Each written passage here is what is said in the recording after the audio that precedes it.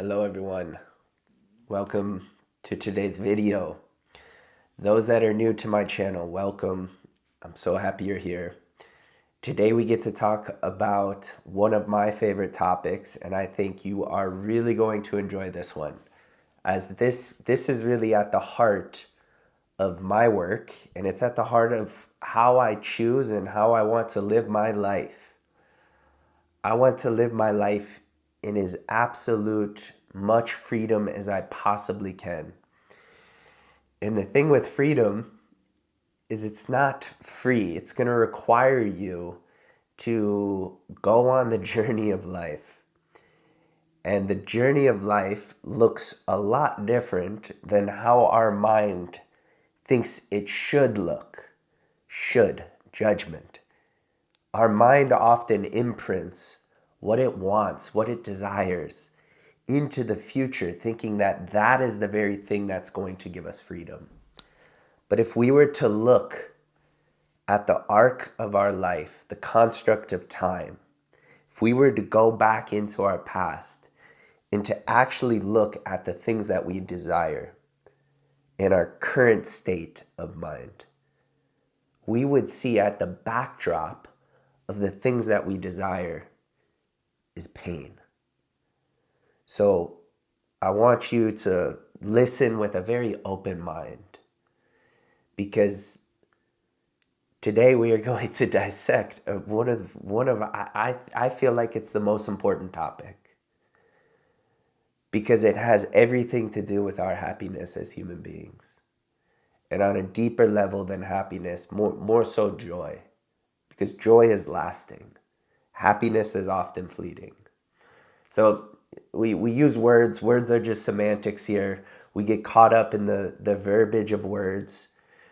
I speak very freely, and then there are some times where I speak very subtly, where I use words in very specific contexts so that we can understand the vibration, the delivery, the understanding of how we are experiencing our life. What things lead to suffering, and what ways of thinking leads us out of suffering. So ZenShred is a return to what I feel like is the natural state of being, which is authentic, which is free, which is the way God intended you to be, exactly how God designed you. You are the most unique person on this planet because there's only one of you. So we have to go on that journey ourselves. And oftentimes mentors, teachers, coaches, we take in things from the external world, from other people, to help support us on our own journey. And at some point, as opposed to taking all these things as truth, the things that people are saying, you use that as a mirror to connect back into your own intuitive intelligence, your own body, your own somatic wisdom. You connect into that and you see what's true for you. Because I could share things all day long from my experience. But really, what matters is that you live a fulfilled, joyful, peaceful, free, fully self-expressed life. That's what I'm committed to. I'm committed to the path of growth, and simultaneously, I'm committed to the path of being myself. So oftentimes, life presents a paradox. Wait a second, a path of growth, but a path of just being myself? It seems like a paradox. It's a paradox to our mind because we've been being something we're not for the last 20, 30, 40, 50, 60 years. And I'm coming with a little bit of steam today. I didn't expect that. But oftentimes I press play on the video, and whatever wants to come through, it comes through. So let's talk about flow state, because really that's the state of being that I feel like us as human beings, we want to be in. And here's the thing with flow state. We are always in a flow state. Think about it. Or just look at life. Very simply, very practically. What's happening in your mind? There's thoughts and there's images. What's happening in your body? There's feelings, sensations.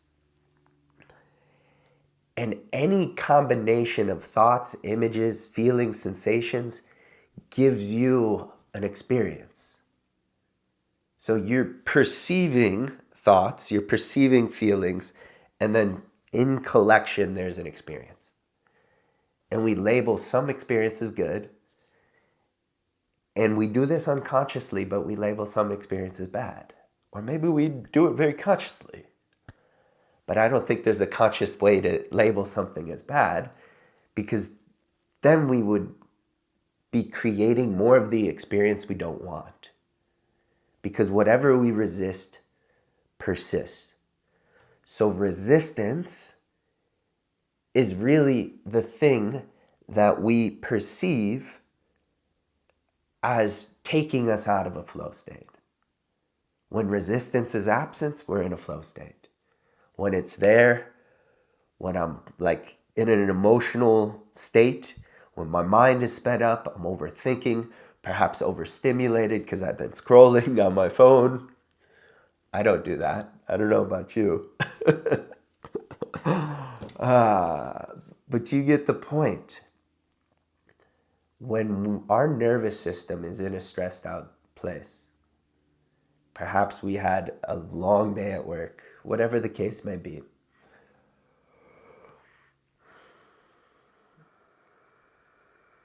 we can look at how that experiencing is impacting us. More so, we can see the resistance that we've created in our own experience that is keeping us out of a state of joy.